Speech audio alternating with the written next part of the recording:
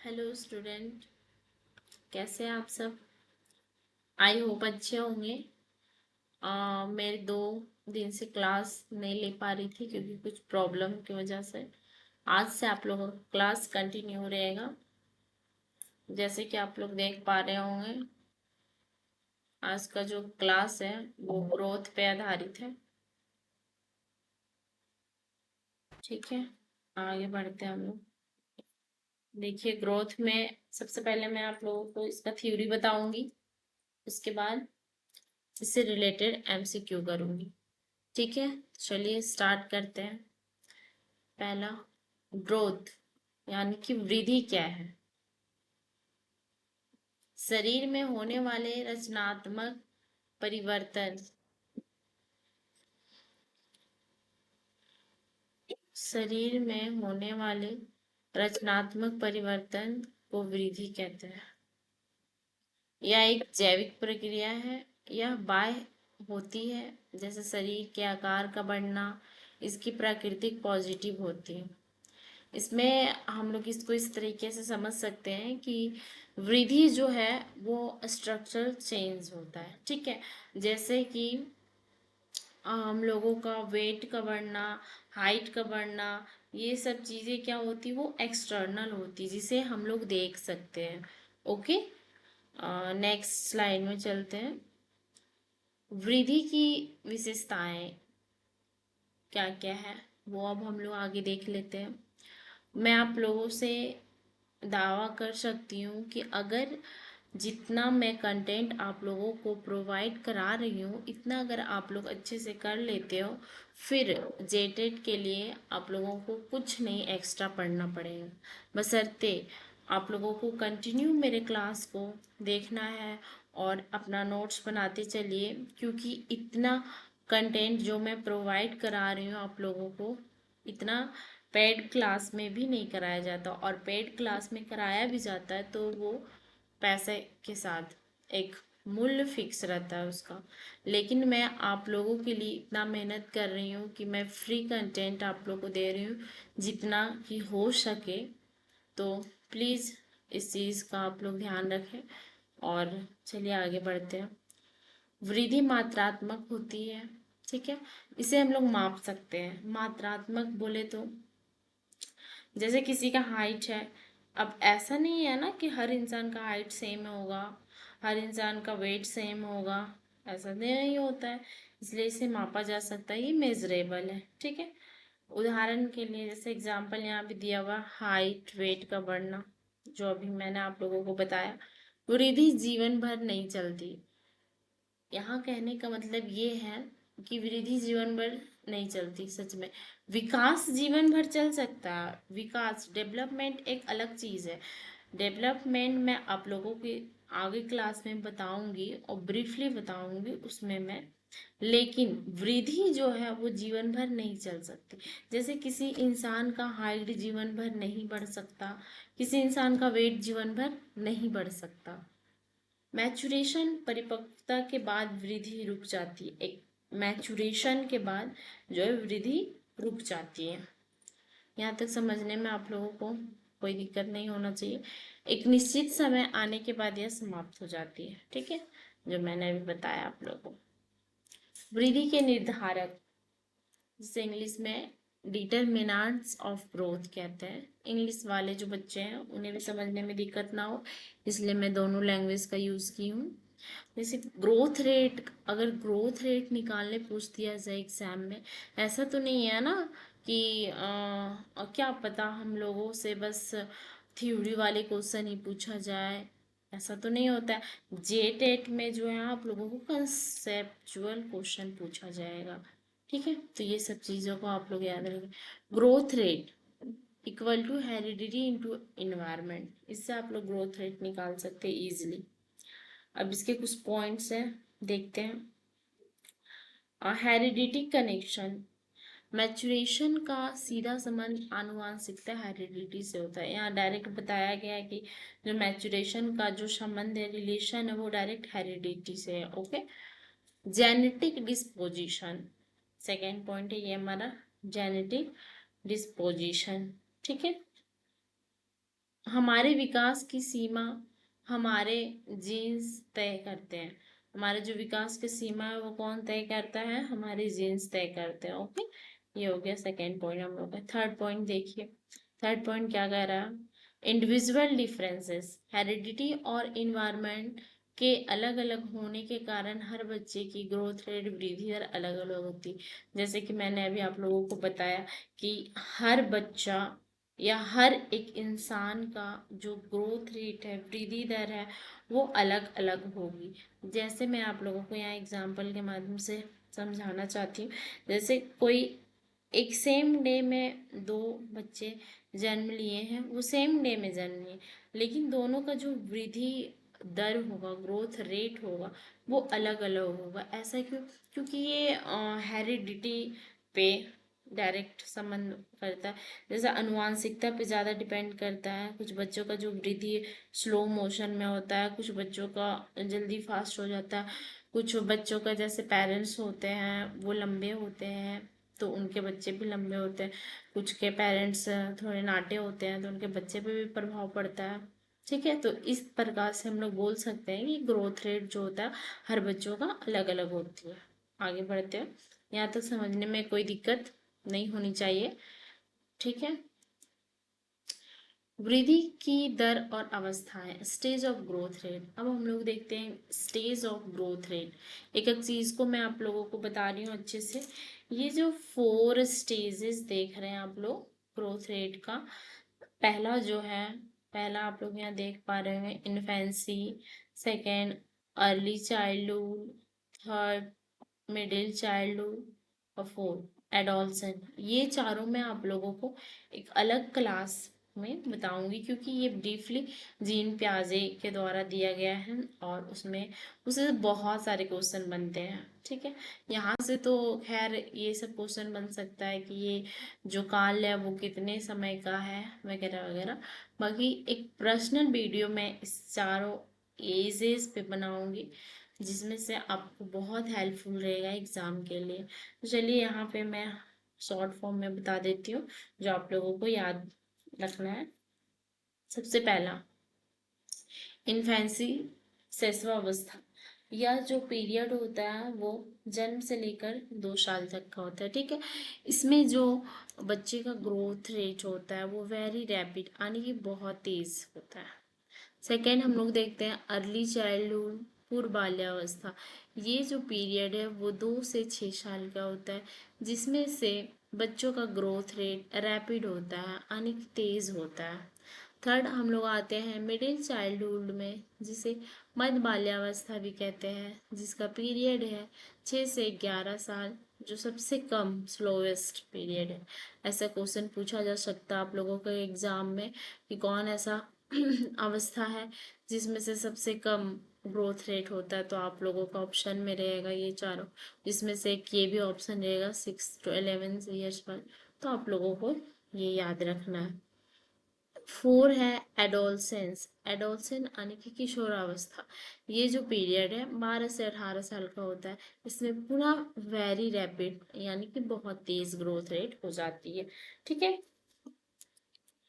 एक महत्वपूर्ण सूचना मैं आप लोगों के लिए नोट के साथ बताना चाह रही हूँ, इसे समझने का कोशिश कीजिएगा। इसे पठारी अवस्था, प्लेट्यू स्टेज भी कहते हैं क्योंकि यहाँ वृद्धि दर सबसे कम होती है। ठीक है, किसे पठारी अवस्था कहते हैं? तो इसे कहते हैं 6 to 11 ईयर्स वाला जो कॉलम है इसे हम लोग पठारी अवस्था कहते हैं। ठीक है, तो क्वेश्चन में अगर क्वेश्चन थोड़ा घुमा दिया तो ऐसा नहीं सोचना है कि अरे ये तो मैंने पढ़ा ही नहीं था, ये कौन सा नया वर्ड आ गया। इसलिए मैं आप लोगों को सभी चीज़ को ध्यान में रखते हुए जो भी कठिन शब्द हैं उसे मैं नोट कराते जाऊंगी और समझाते जाऊंगी। ओके, तो आप लोग कंफ्यूज ना होना। यहाँ पे मैं आप लोगों को ग्राफ के माध्यम से कुछ चीज़ों को बताना चाह रही हूँ, समझने का कोशिश कीजिएगा। ये वाई ग्रोथ रेट आप लोग देख रहे होंगे, वाई एक्सिस पे है ये। ठीक है, आप लोग देख पा रहे होंगे अच्छे से। वाई एक्सिस पे लाइन टेढ़ा मेढ़ा हो रहा होगा, इसको इग्नोर कीजिएगा थोड़ा। ओके, और ये जो एक्स एक्सिस है हमारा, ये रहा एक्स, देख पा रहे हो आप लोग, है ना। मैं बस समझाने की कोशिश कर रही हूँ, तो समझने की कोशिश कीजिएगा आप लोग। इन्फेंसी, सबसे पहला इन्फेंसी, इन्फेंसी का ग्रोथ रेट जो है वो देखिए वेरी रैपिड है, यानी कि सबसे ऊपर है। इन्फेंसी दिख रहा होगा आप लोगों को, सबसे ऊपर है ना ग्राफ में। हाँ, इन्फेंसी सबसे ऊपर। उसके बाद हम लोग ग्राफ में आते हैं नीचे, फिर आता है अर्ली चाइल्डहुड, है ना, रैपिड, रैपिड वाला आता है। उसके बाद नीचे जब आते हैं हम लोग, तब कौन सा एज आ जा रहा है, स्लोवेस्ट। स्लोवेस्ट कौन सा बताई थी मैं, 6 to 11 ईयर वाला। देखिए यहाँ ग्राफ जो है वो काफी डाउन हो चुका है, ठीक है। अब नेक्स्ट फिर एडोलसेंस का जो ग्राफ है, वो एडोलसेंस का ग्राफ देखिए काफी फिर रैपिड हो गया है, ये है, ठीक है। ग्राफ के माध्यम से मैं आप लोगों को ये समझा रही हूँ, आई होप समझ में आ गया होगा। चलिए आगे बढ़ते हैं। नेक्स्ट है ग्रोथ स्पर्ट और पोवर्टी, किशोरावस्था के बदलाव। अब देखते हैं हम लोग कि किशोरावस्था में क्या क्या बदलाव आते हैं, वो कुछ चीज़ों को देख लेती हूँ। सबसे पहला जो है वृद्धि उछाल, इसे इंग्लिश में ग्रोथ स्पर्ट कहा जाता है ना। ग्रोथ स्पर्ट क्या है, जब शरीर में अचानक से बहुत तेज बदलाव या वृद्धि होती है। साफ साफ लिखा हुआ कि जब किसी के शरीर में अचानक से बहुत तेज बदलाव या वृद्धि होती है, वो होता है ग्रोथ स्पर्ट। ये किशोरावस्था में शुरू होती है। अभी मैंने आप लोग को बताया कि किशोरावस्था में जो ग्रोथ रेट होता है वो वेरी रैपिड होता है, ठीक है। तो ग्रोथ स्पर्ट जो है वो किशोरावस्था में शुरू होती है। ओके, पुबर्टी, वह संधि से हिंदी में कहा जाता है। तो याद रखिएगा आप लोग, क्वेश्चन हिंदी इंग्लिश दोनों में रहेगा। जिसे हिंदी समझने में कठिनाई, वो इंग्लिश इंग्लिश थोड़ा इजी हो जाता है समझना, ठीक है, और याद करना भी। तो ध्यान में रखें। प्रजनन करने की क्षमता का विकास होना, इसमें जो होता है प्रजनन करने की क्षमता जो होता है उसका विकास होता है, और यह अवस्था किशोरावस्था के दौरान ही विकसित होती है। यह भी अवस्था जो है वो किशोरावस्था के दौरान ही विकसित होती है। शिक्षकों को ग्रोथ स्पर्ट का ज्ञान होना चाहिए ताकि वो किशोरों के शारीरिक और मानसिक तनाव को समझो। यहाँ एक पॉइंट्स बताया गया है कि कोई भी शिक्षक जो है उन्हें ग्रोथ स्पर्ट का ज्ञान होना ही चाहिए, क्योंकि ताकि जैसे आप लोग 9th में एंट्री करते हो तो लगभग बच्चे जो किशोरा अवस्था में वहाँ प्रवेश कर जाते हैं। अगर एक टीचर को ये नहीं पता होगा कि ग्रोथ स्पर्ट क्या होता है, इसमें बच्चे का वृद्धि किस प्रकार से होता है, बच्चे में क्या क्या चेंजेस आता है, अगर ये सारी चीज़ें पता ना हो तो हो सके टीचर जो है स्टूडेंट के साथ अच्छे से समन्वय स्थापित ना कर सके, जिसके वजह से काफ़ी प्रॉब्लम हो सकता है। और वो दोनों के लिए प्रॉब्लम क्रिएट हो सकता है, स्टूडेंट और टीचर्स के लिए। इसलिए यहाँ बताया गया है कि शिक्षक को ग्रोथ स्पर्ट का ज्ञान होना ही चाहिए ताकि वो किशोरों के सारे सभी चीज़ों को समझ सके और उससे सॉल्यूशन दे सके। आगे देखिए, आगे मैं आप लोगों के लिए लाई हूँ, ये यहाँ तक था आप लोगों का थ्योरी पोर्शन जो एग्जाम ओवरव्यू से काफ़ी इम्पोर्टेंट था। मैं बता रही हूँ, अगेन बता रही हूँ, आप लोग बस मन से ध्यान लगा के पढ़िए मेरे क्लास से, और आप लोग 30 में 30 स्कोर कीजिए CDP में, ये मेरी गारंटी है। मैं कुछ आप लोगों के लिए क्विक वन लाइनर्स लाई हूँ क्विक रिवीजन के लिए। एक बार हम लोग रीड कर लेते हैं इसे। ये सारी चीज़ें मैं पहले आप लोगों को बता दी हूँ, बस यहाँ रिवीजन कर लेती हूँ। वृद्धि जीवन भर नहीं चलती या मैचुरेशन पर रुक जाती, ठीक है। वृद्धि मुख्य रूप से मात्रात्मक होती है, जैसे हाइट, वेट। थर्ड पॉइंट, यह एक जैविक बायोलॉजिकल प्रक्रिया है जो बाह्य रूप से दिखती है। फोर्थ पॉइंट, प्लेटिव स्टेज पठारी अवस्था मध्य बाल्यावस्था 6 to 11 ईयर्स को कहा जाता है। ग्रोथ स्पर्ट सबसे ज्यादा एडोलसेंट 12 से 18 वर्ष में दिखता है। व्यक्तिगत भिन्नताओं का मुख्य कारण हेरिडिटी प्लस इन्वायरमेंट का इंट्रैक्शन। आई होप यहाँ तक आप लोगों को हर एक चीज़ बहुत ही इजी वे में समझ में आया होगा। और अगर आप लोगों के लिए ये वीडियो हेल्पफुल है तो प्लीज़ लाइक एंड सब्सक्राइब ज़रूर करें और मुझे सपोर्ट करें। मैं ऐसे ही रोज़ आप लोगों के लिए हर एक टॉपिक पे वीडियो डालती रहूँगी। अगर आप लोग का सपोर्ट मिला तो, क्योंकि आप लोगों का सपोर्ट से ही मुझे मोटिवेशन मिलेगा और मैं हर एक दिन मेहनत करके इस पे कंटिन्यू करूँगी। अब मैं कुछ जो मैंने अभी आप लोगों को थ्योरी बताई उससे रिलेटेड कुछ क्वेश्चन आई हूँ। 50 MCQ क्वेश्चन है जिसे आप लोग इजीली सॉल्व करेंगे। ठीक है, सबसे पहला क्वेश्चन जो है, वृद्धि का स्वरूप मुख्य रूप से कैसा होता है? तो अभी मैंने आप लोगों को बताया कि वृद्धि का जो स्वरूप होता है वो कैसा होता है। ऑप्शन में दिया गया है यहाँ, ए केवल गुणात्मक, बी केवल मात्रात्मक, दोनों, कोई नहीं। तो यहाँ हो जाएगा ऑप्शन नंबर बी, केवल मात्रात्मक। ठीक है, सेकेंड जो है, शरीर की वृद्धि कब रुक जाती है? फर्स्ट ऑप्शन है किशोरावस्था के बाद, सेकेंड ऑप्शन है परिपक्वता के बाद, थर्ड ऑप्शन है मृत्यु तक, डी ऑप्शन है पूर्व बाल्यावस्था में। तो काफी इजी क्वेश्चन है, सारे थ्योरी से ही क्वेश्चन है, एक भी थ्योरी से बाहर नहीं, इसलिए आप लोग आंसर देते चलो। ये जो हो जाएगा बी हो जाएगा, मैचुरेशन के बाद रुक जाती। थर्ड क्वेश्चन जो है, शरीर में होने वाले संरचनात्मक परिवर्तन को क्या कहते हैं? क्या कहते हैं? ए विकास, बी सीखना, सी ग्रोथ, और ये प्रिंटिंग मिस्टेक है, वृद्धि है ये। ठीक है, और डी जो है परिपक्वता, इसे क्या कहते हैं? सभी का आंसर आना चाहिए। ठीक है, ऑप्शन नंबर सी हमारा सही जवाब है। आगे बढ़ते हैं। क्वेश्चन नंबर 4, वृद्धि एक डैश प्रक्रिया है। ऑप्शन नंबर ए सामाजिक प्रक्रिया, ऑप्शन नंबर बी मनोवैज्ञानिक, सी जैविक, डी कृत्रिम। इसका आंसर क्या हो जाएगा? इसका सही आंसर जो है वो हो जाएगा बायोलॉजिकल, है ना। मैं बताइए अभी आप लोगों को, बायोलॉजिकल प्रोसेस है ये। क्वेश्चन नंबर 5 देखती हूँ, वृद्धि की दर ग्रोथ रेट सबसे कम किस अवस्था में होती है? किस अवस्था में होती है? ऑप्शन नंबर ए शिशुअवस्था, पूर्व बाल्यावस्था, मध्य बाल्यावस्था, किशोरावस्था। इसका सही आंसर क्या हो जाएगा? ऑप्शन नंबर सी, मध्य बाल्यावस्था। इसका पीरियड्स कितना से कितना रहता है? 6 to 11 ईयर्स। ठीक है, 6। पठारी अवस्था के नाम से वृद्धि की किस अवस्था को जाना जाता है? ठीक है, अगेन वही क्वेश्चन पूछ दिया गया है, तो किस अवस्था से जानते हैं हम लोग? मध्य बाल्यावस्था को जानते हैं पठारी अवस्था के नाम से। आगे बढ़ते हैं।